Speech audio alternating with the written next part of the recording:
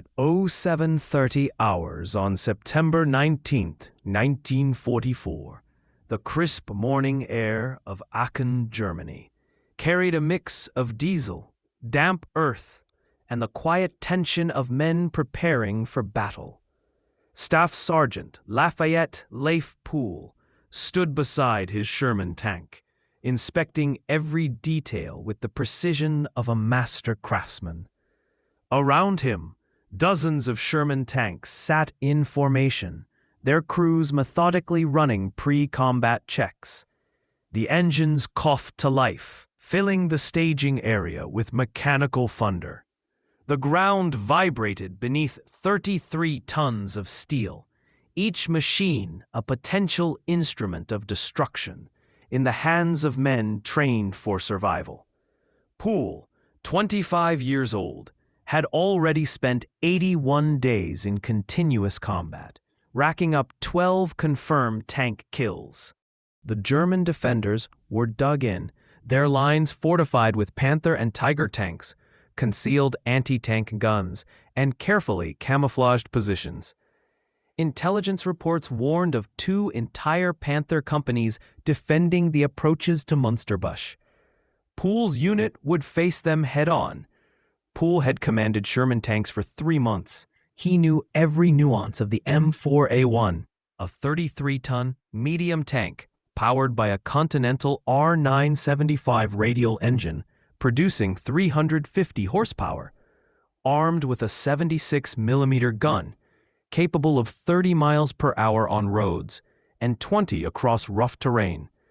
Yet despite its strengths, speed, mobility, and reliability, the Sherman had a critical weakness. It could not penetrate a Panther or Tiger from the front. The Panther weighed 45 tons. Mounted a 75mm high-velocity cannon capable of destroying a Sherman at 2,000 yards. With frontal armor 80mm thick, sloped at 55 degrees.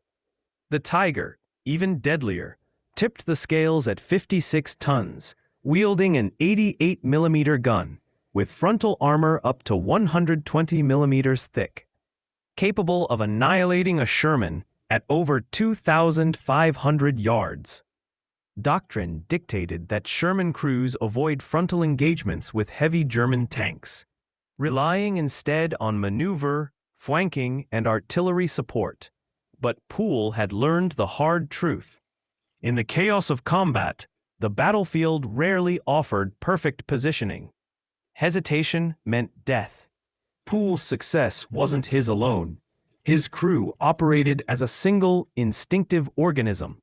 Driver, Corporal Wilbert "Red" Richards, 24, from Cumberland, Maryland, could feel every nuance of the Sherman's tracks and transmission, driving with unmatched precision, even at full speed. Beau Gunner, Private First Class Bert Close, just 17, wire-rimmed glasses perched on his nose, was a calm and deadly operator of the .30 caliber Beau machine gun. Gunner, Corporal Willis Groundhog Oller, 29, from Morrisonville, Illinois, former machinist, had an uncanny ability to acquire and engage targets faster than any tank commander Poole had seen. Loader, Technician 5th grade Delbert Jailbird Boggs, 22, from Lancaster, Ohio, could chamber a 76mm round in just 4 seconds, a crucial skill when life and death depended on every heartbeat. Together, they were Company 1, 32nd Armored Regiment, 3rd Armored Division, a unit forged in relentless combat and constant innovation. Poole's first combat mission in Normandy, June 29, 1944, saw his tank destroyed by a Panzerfaust. The crew survived and received a replacement tank, which they named In the Mood, after the Glenn Miller song. Its second Sherman was destroyed by friendly fire, but again, the crew survived. By September 1944, Poole's crew had become one of the most lethal tank units in Europe. Their secret wasn't magic, it was aggressive tactics defying doctrine. Immediate fire, the gunner fired at the first sight of a target. No hesitation. No perfect range calculations. Close engagement. The driver closed distance rapidly, reducing the enemy tank's advantage in range and armor. Constant movement. The Sherman never stopped, making it harder to hit while exposing weak side armor at the perfect moment. A perfect example. June 30th, 1944, near Villiers-Fossard. Poole's crew engaged a Panther hull down behind a hedge. First round missed, second round bounced off frontal armor, but Poole ordered forward. At 300 yards, they exposed the Panther's side, fired, and the round penetrated. Within 4 minutes, Poole's crew destroyed 3 enemy tanks, proving doctrine could be rewritten in the heat of battle. By September 19th, Poole's crew was on their final mission before a scheduled war-bond tour back to the United States. Orders from Battalion Commander Lieutenant Colonel Walter Richardson instructed Poole to serve in a flank guard position, not the spearhead. The attack began smoothly, but disaster struck when Del Boggs, the regular loader, was absent, replaced by PFC Paul Kenneth King, who had no experience with the crew. King fumbled around as the Sherman approached the hidden 88mm anti-tank gun. The German gun fired at 300 yards. The Sherman's turret was penetrated. Poole was thrown clear, his right leg nearly severed, injecting morphine and trying to save himself with a pocket knife. Oller was critically wounded. Richards and Close pulled from the burning tank with minor injuries. King was killed instantly. Poole survived but required amputation above the knee. Oller spent 14 months in hospitals, undergoing 6 surgeries. Richards and Close returned to combat, continuing the fight until the war's end. Lafayette Poole was born July 23, 1919, in Odom, Texas. He enlisted on June 14, 1941, trained with the 3rd Armored Division, and fought 81 days of continuous combat, destroying 258 enemy vehicles, including 12 confirmed tanks, the highest tank kill record of any American in World War II. His decorations included Distinguished Service Cross, Legion of Merit, Silver Star, Purple Heart, Belgian Führer, French Legion of Honor. Poole was twice nominated for the Medal of Honor, but bureaucracy denied recognition, arguing his success was a crew effort rather than individual heroics. After the war, Poole returned to Texas, opened a filling station, and later served as an automotive instructor at Fort Knox, retiring in 1960. He passed away on May 30th, 1991, aged 70. His legacy survives in military histories, tank schools, and the lives he saved.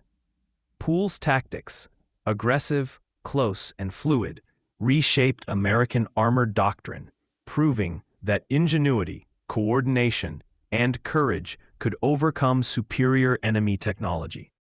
Lafayette Poole's story is not one of Hollywood fantasy, but of real men, real machines, and real decisions made in the crucible of combat. He fought not for glory, but to keep his crew alive. Every Sherman he commanded, every German tank he faced, was a lesson in innovation under fire. If this story inspired you, like this video, subscribe, and hit the notification bell to explore more untold tales of World War II. Share in the comments where you're watching from, and tell us which battlefield legends you want to learn about next. History isn't just dates and numbers. It's people, ingenuity, and courage brought to life. Lafayette Poole's story is more than a record of destruction.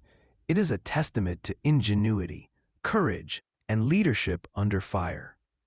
In just 81 days of relentless combat, he turned a standard Sherman tank, outmatched in armor and firepower, into a weapon of precision and survival. Poole didn't rely on luck or superior technology. He relied on training, coordination, and trust in his crew, turning them into a single, seamless fighting force. His victories were a lesson in adaptation, how creativity, aggression, and relentless determination can overcome seemingly impossible odds. Poole's legacy extends beyond the battlefield. He reshaped American tank warfare, proving that doctrine can be rewritten in the heat of battle, and that real heroism is measured not by medals, but by the lives saved and missions accomplished. Today, when we study his story, we see that history is not just made by strategy on paper, but by the people who face danger, make split-second decisions, and refuse to surrender to the impossible. Lafayette Poole fought not for glory, but for his crew, for his country, and for a principle every soldier understands: never leave a comrade behind and always move forward, no matter the odds. His courage, skill, and relentless spirit remain a beacon, a reminder that ordinary men, placed in extraordinary circumstances, can achieve the impossible.